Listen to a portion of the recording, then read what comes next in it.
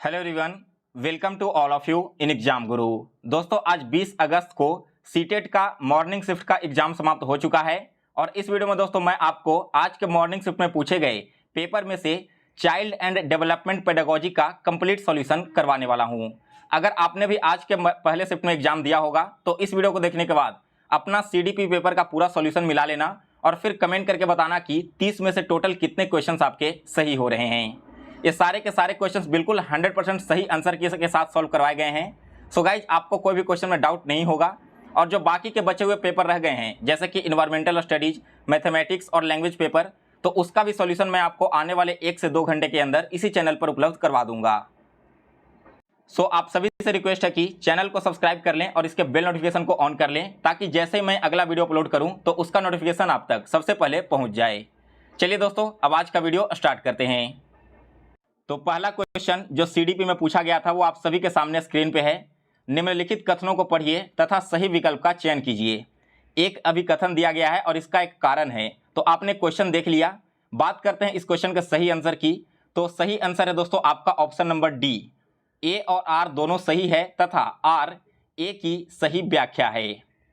फिर इसके बाद अगला क्वेश्चन है 2 नंबर, निम्नलिखित में से अधिगम का प्राथमिक लक्ष्य कौन सा होना चाहिए। तो दोस्तों, अधिगम का प्राथमिक लक्ष्य होता है समालोचनात्मक चिंतन का विकास, यानी कि ऑप्शन नंबर ए इस क्वेश्चन का करेक्ट आंसर है। फिर इसके बाद है तीसरा क्वेश्चन, विद्यार्थियों की सीखने की शैलियों में विविधता के बारे में कौन सा कथन सही है। तो इस क्वेश्चन का राइट आंसर है दोस्तों ऑप्शन नंबर सी। आप लोग डायरेक्ट ऑप्शन देखते जाना क्योंकि हर एक क्वेश्चन को मैं अगर बोलकर आपको बताऊंगा तो वीडियो काफी लेंदी हो जाएगा। फिर इसके बाद है चौथा क्वेश्चन, बच्चे सबसे प्रभावी ढंग से तब सीखते हैं यदि कोई अवधारणा, तो इस क्वेश्चन का राइट आंसर है दोस्तों ऑप्शन नंबर सी, सामान्य से विशिष्ट की ओर आगे बढ़ती है तब।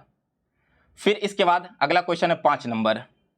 पांचवा क्वेश्चन कह रहा है कि निम्नलिखित में से कौन सी प्रक्रिया अधिगम के दौरान योगदान नहीं देती है। तो इसका करेक्ट आंसर है दोस्तों ऑप्शन नंबर ए, गैर प्रासंगिकरण। फिर इसके बाद नेक्स्ट है क्वेश्चन नंबर 6, बच्चों में समस्या समाधान कौशल को बढ़ाने के लिए निम्नलिखित में से कौन सा प्रभावी तरीका है। तो इस क्वेश्चन का राइट आंसर है दोस्तों ऑप्शन नंबर ए, उन्हें बुद्धि मंथन करने और सहज अनुमान लगाने का अवसर देना। फिर इसके बाद अगला क्वेश्चन है 7 नंबर, अनुभवात्मक अधिगम किस पर बल देता है। तो दोस्तों यह बल देता है सीखने में पूर्ण वर्णन की भूमिका पर, यानी कि डी ऑप्शन करेक्ट आंसर है। फिर इसके बाद अगला क्वेश्चन है 8 नंबर, निम्नलिखित कथनों को पढ़िए तथा सही विकल्प का चयन कीजिए। यहां पर भी एक अभिकथन है और एक कारण दिया गया है। तो इस क्वेश्चन का दोस्तों करेक्ट आंसर हो जाएगा ऑप्शन नंबर डी, ए और आर दोनों सही है तथा आर ए की सही व्याख्या करता है। इसके बाद अगला क्वेश्चन है 9 नंबर, लेव वाइगोत्स्की के अनुसार डैश बच्चों के संकल्पनात्मक योग्यताओं के विकास में महत्वपूर्ण भूमिका निभाता है। तो इस क्वेश्चन का करेक्ट आंसर है दोस्तों ऑप्शन नंबर टी, खाली स्थान की जगह पर सहकर्मी सहयोग आना चाहिए। फिर इसके बाद अगला क्वेश्चन है 10 नंबर, लेव वाइगोत्स्की के सिद्धांत के अनुसार आंतरिक वाक्य क्या है। तो दोस्तों आंतरिक वाक्य है कि बच्चों के लिए एक काल्पनिक दोस्त के साथ साथ संप्रेषण करने का एक तरीका। फिर इसके बाद अगला क्वेश्चन है 11 नंबर, 4 वर्ष की अर्पणा कहती है कि एक बटन जिंदा है क्योंकि यह उसकी शर्ट को एक साथ बांधने में मदद करता है। जीन पियाजे के अनुसार उसकी सोच की विशेषता क्या है। तो दोस्तों जीन पियाजे के अनुसार उसकी सोच की विशेषता है दोस्तों जीववादी चिंतन, यानी कि डी ऑप्शन करेक्ट आंसर है। फिर इसके बाद अगला क्वेश्चन है 12 नंबर, शैशवा अवस्था में समाजीकरण की डैश संस्थाएं प्रमुख रूप से महत्वपूर्ण है जबकि प्रारंभिक बाल्यावस्था में समाजीकरण की डैश संस्थाएं भी महत्वपूर्ण हो जाती है। तो दोस्तों यहाँ पर पहले वाले ऑप्शन में आएगा प्राथमिक और दूसरे में माध्यमिक, दैट मीन्स कि डी ऑप्शन इस क्वेश्चन का करेक्ट आंसर है। फिर इसके बाद अगला क्वेश्चन है 13 नंबर, लेव वाइगोत्स्की के अनुसार इसमें से कौन सा कथन सही है। तो इस क्वेश्चन का राइट आंसर है दोस्तों ऑप्शन नंबर ए, भाषा विकास संज्ञानात्मक विकास को सुगम बनाता है। फिर इसके बाद अगला आंसर है आपका 14 नंबर का, लॉरेंस कोलबर्ग के नैतिक तर्क के किस स्तर पर बच्चों आमतौर पर मानते हैं कि लोगों को समाज की अपेक्षाओं पर खरा उतरना चाहिए और अच्छे तरीके से व्यवहार करना चाहिए। तो इस क्वेश्चन का राइट आंसर है दोस्तों ऑप्शन नंबर बी, पारंपरिक स्तर पर। फिर इसके बाद अगला क्वेश्चन है 15 नंबर। निम्नलिखित कथनों को पढ़िए तथा सही विकल्प का चयन कीजिए। आपने यहां पर अभिकथन देख लिया, इसके नीचे इसका कारण दिया गया है। तो करेक्ट आंसर है दोस्तों क्वेश्चन नंबर 15 का option number D, A R की सही व्याख्या करता है, ए और आर दोनों सही है तथा आर ए की सही व्याख्या करता है। इसके बाद अगला क्वेश्चन है 16 नंबर। अधिगम के लिए आकलन का मुख्य लक्ष्य क्या होता है? तो दोस्तों अधिगम के लिए आकलन का जो मुख्य लक्ष्य है वो है दोस्तों यहाँ पर ऑप्शन नंबर बी, यानी कि विद्यार्थियों को प्रतिपुष्टि प्रदान करना, जिसका उपयोग उनके अधिगम में सुधार करने के लिए किया जा सकता है। फिर इसके बाद अगला क्वेश्चन है 17 नंबर। किस आयु में बच्चे शब्दों के खेल में शामिल हो सकते हैं और ऐसे चुटकुलों और पहेलियों को पसंद कर सकते हैं जिसमें शब्दों का खेल शामिल हो? तो दोस्तों जो आपके 7 वर्ष के बच्चे हैं ना, वे इस प्रकार के खेल में शामिल हो सकते हैं। ऑप्शन नंबर ए इस क्वेश्चन का करेक्ट आंसर है। फिर इसके बाद अगला क्वेश्चन है 18 नंबर। कैरल गिलिगिन ने कोहलबर्ग के नैतिक विकास के सिद्धांत की आलोचना की है, किस दृष्टिकोण से? तो इस क्वेश्चन का राइट आंसर है दोस्तों ऑप्शन नंबर डी। यहां पर करेक्ट आंसर क्या हो जाएगा? ऑप्शन नंबर डी, नारीवादी के दृष्टिकोण से। इसके बाद अगला क्वेश्चन है 19 नंबर।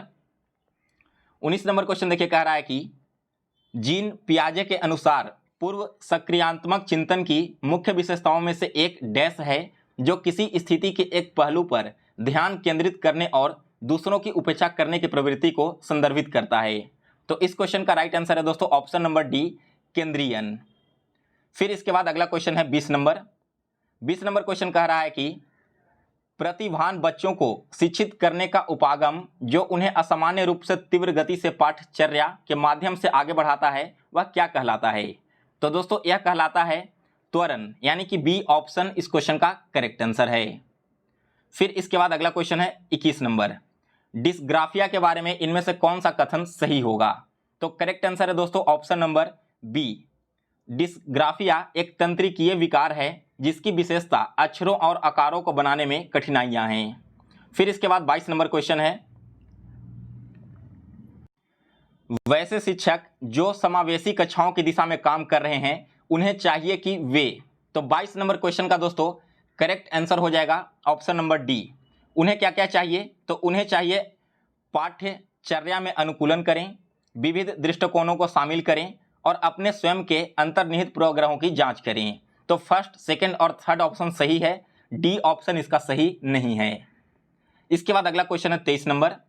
23 नंबर क्वेश्चन कह रहा है कि हार्वर्ड गार्डनर के अनुसार एक दर्शन शास्त्री के पास डैश प्रकार की बुद्धि और मूर्तिकार के पास डैश प्रकार की बुद्धि की मात्रा अधिक होती है।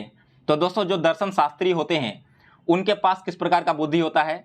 उनके पास अंत व्यक्ति बुद्धि होती है, और जो मूर्तिकार होते हैं उनके पास दिक् स्थान बुद्धि होती है, यानी कि बी ऑप्शन इस क्वेश्चन का करेक्ट आंसर है।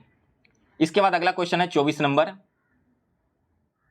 निम्नलिखित में से स्वलीनता वाले विद्यार्थियों की विशिष्ट विशेषता कौन सी है? तो दोस्तों इनकी विशेषता होती है कि बार बार दोहराव और आवर्ती व्यवहार, यानी कि बी ऑप्शन करेक्ट आंसर है।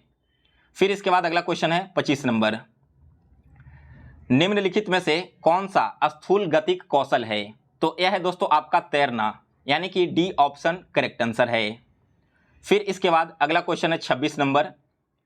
भौतिक वृद्धि और विकास के डैश और डैश सिद्धांतों का पालन करते हैं। तो दोस्तों यह पालन क्या क्या करता है? यह पालन करता है शीर्षगामी अवरोही को और समीपस्थ को, यानी कि आंतरिक से बाहरी को। तो इस क्वेश्चन का राइट आंसर है ऑप्शन नंबर डी। इसके बाद अगला क्वेश्चन है 27 नंबर। प्रारंभिक बाल्यावस्था में वृद्धि डैश और सोच डैश है, जबकि मध्य बाल्यावस्था में वृद्धि डैश और सोच डैश हो जाएगी। तो दोस्तों 27 नंबर क्वेश्चन का राइट आंसर है ऑप्शन नंबर डी। यहाँ पर पहले वाले स्थान पर स्थिर है आएगा, फिर आएगा कुछ हद तक आत्मकेंद्रित, फिर धीमी और सबसे लास्ट वाले में तार्किक। तो इस क्वेश्चन का आपका आंसर है करेक्ट नंबर 4। फिर इसके बाद अगला क्वेश्चन है 28 नंबर। निम्नलिखित में से कौन सा एक ऐसे प्रश्न का उदाहरण है जिसमें विद्यार्थी को अपनी सोच पर विचार करने की आवश्यकता होती है? तो दोस्तों यह होता है कक्षा की शुरुआत से क्रियाओं के उपयोग के बारे में आपकी समझ कैसे बदलती है। यानी कि ऑप्शन नंबर ए इस क्वेश्चन का करेक्ट आंसर है। इसके बाद अगला क्वेश्चन है 29 नंबर, निम्नलिखित में से कौन सा विफलता के लिए आंतरिक आरोपण का एक उदाहरण है। दोस्तों विफलता के लिए आंतरिक आरोपण का जो उदाहरण है वो है ऑप्शन नंबर डी, मैं परीक्षा में फेल हो गया क्योंकि मैंने पर्याप्त पढ़ाई नहीं की थी। फिर इसके बाद अगला क्वेश्चन है 30 नंबर, निम्नलिखित कथनों को पढ़िए तथा सही विकल्प का चयन कीजिए। तो दोस्तों जो आपका 30 नंबर क्वेश्चन है जिसमें अभिकथन और कारण दिए गए हैं। अभिकथन कह रहा है कि बहुत कम उम्र में दुनिया भर में अधिकांश संस्कृतियों में लड़कियां गुड़ियों को खिलाने के रूप में चुनती है, जबकि लड़के कारों के साथ खेलना पसंद करते हैं। और इसका कारण दिया गया है कि बच्चे किसी विशेष संस्कृति की अपेक्षाओं के आधार पर एक लड़के या लड़की के लिए क्या उपयुक्त माना जाता है, इसके बारे में जानकारी व्यवस्थित करते हैं और उसके अनुसार व्यवहार करते हैं। तो लास्ट क्वेश्चन का दोस्तों करेक्ट आंसर है ऑप्शन नंबर डी, ए और आर दोनों सही है तथा आर ए का सही व्याख्या है। तो ये था दोस्तों आपका चाइल्ड पेडागोजी का टोटल 30 क्वेश्चंस का 100% रियल एंड एक्यूरेट आंसर की। इसी प्रकार से मैं आपको इसके जस्ट बाद ईवीएस का, लैंग्वेज पेपर का और मैथमेटिक्स का सॉल्यूशन अपलोड कर दूंगा। तो आप सभी लोग एग्जाम गुरु चैनल को सब्सक्राइब कर लें, इसके बेल नोटिफिकेशन को भी ऑन कर लें ताकि मैं वीडियो अपलोड करूं तो उसका नोटिफिकेशन आप तक पहुंच जाए। और दोस्तों अगर आपको यह वीडियो पसंद आया हो तो इसे लाइक और शेयर करें और अलग अलग ग्रुप में इस वीडियो को फॉरवर्ड कर दें।